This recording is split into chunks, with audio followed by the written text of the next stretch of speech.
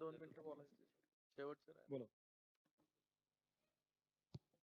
आदरणीय महापौर साहेब, आदरणीय आयुक्त साहेब, सन्माननीय सभागृह आणि पत्रकार बंधू, खरं तर गेले 11-11.5 तास झाले आपण इथे सगळेजण बसलेले आहोत. आजचं जे अर्थसंकल्पीय बजेट होतं त्याच्याबद्दल इथं खरं तर सकाळपासून डिस्कशन चालू होतं. जसं रेश्माताईंनी सांगितलं, ही आमची पहिलीच टर्म आहे आणि पहिलंच अर्थसंकल्पीय बजेटला बसण्याची ही संधी आहे. खरं तर मी अभिषेक दादांचं खरंच मनापासून अभिनंदन करते आणि धन्यवाद मानते की आज पहिल्या मीटिंग मधून, बजेटच्या मीटिंग मधून आम्ही रिकाम्या हाताने जाणार नाही आहोत. त्यामुळे सगळ्याच नगरसेवकांनी तुमचं आज सकाळपासून भरभरून कौतुक असं केलेलं आहे.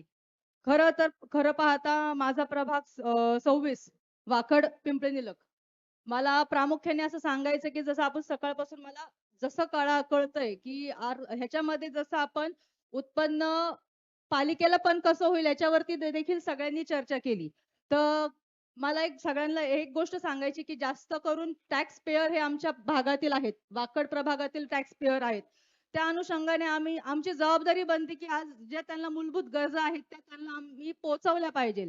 तर त्यासाठी पाण्याचा हा विषय सगळ्यांनी खूप प्रामुख्याने आणि गंभीरतेने मांडलेला आहे. तर त्याच्याकडे आपण खरंच प्रामुख्याने लक्ष द्यावे. दुसरी गोष्ट म्हणजे स्थापत्य विषय मला सांगायचा आहे की बरेचसे आपले जे रोड्स आहेत ते अजून देखील पूर्ण झालेले नाहीयेत. तर मला प्रामुख्याने सांगायचं की प्रभाग क्रमांक 26 मधील भाऊसाहेब कलाटे नगर लेन नंबर 1 आणि 2 या रस्त्यामधील अजून देखील सिमेंट काँक्रीकरणचं काम अजून देखील झालेलं नाहीये. तर त्याच्याकडे कुठेतरी तरतूद त्याच्यासाठी द्यावी.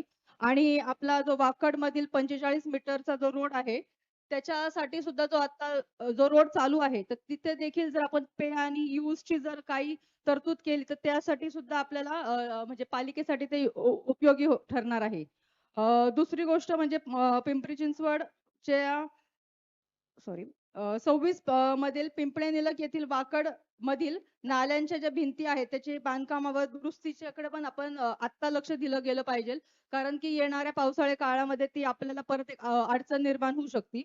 आणि पुन्हा एकदा मी अभिषेक दादांचं खरंच कौतुक करते की आज इथे सगळे नगरसेवक जे काही बसलेले आहेत 128 जण जे सकाळपासून इथं होते. तर आज जी ही मीटिंग एवढ्या लांब चालण्याचं कारणच हे आहे की आज आम्ही इथे रिस्पॉन्सिबल म्हणून इथं आलेलो आहोत. आम्हाला नागरिकांची काळजी आहे. आणि जे आता आपण म्हणतोय सकाळपासून सगळ्यांनी सांगितलं की प्रशासकीय काळाने जे कामकाज चालवलंय त्याची उत्तर आज आम्हाला कुठेतरी द्यावी लागतात ते. पण आज आम्ही इथं सगळेजण कुठलाही पक्षभेद न ठेवता आम्ही सगळेजण एकत्र आपल्या प्रभागासाठी इथं आम्ही झगडत आहोत, भांडत आहोत.